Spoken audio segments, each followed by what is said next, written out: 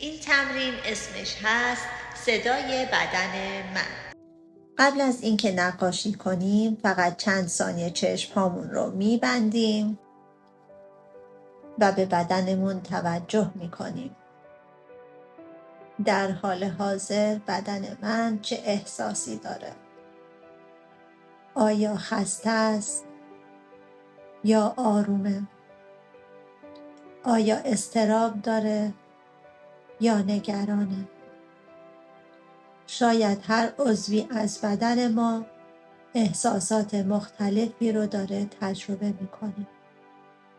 چند دقیقه سکوت کنید و فقط به بدنتون گوش بدید.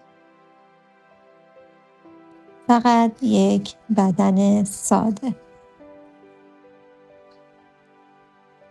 شروع کنید احساسات بدنتون رو با رنگ‌ها و شکل‌ها و بافت‌ها نشان بدهید. اگر بدن شما امروز یک رنگ بود، چه رنگی بود؟ کدوم قسمت بدن بیشتر میخواد دیده بشه؟ الان بدن شما بیشتر به چه چیزی نیاز داره؟ استراحت، حرکت، گریه، آرامش، نفس عمیق.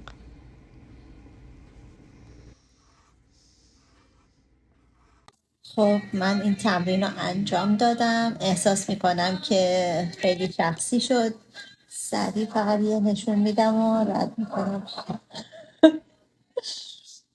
قربون شما.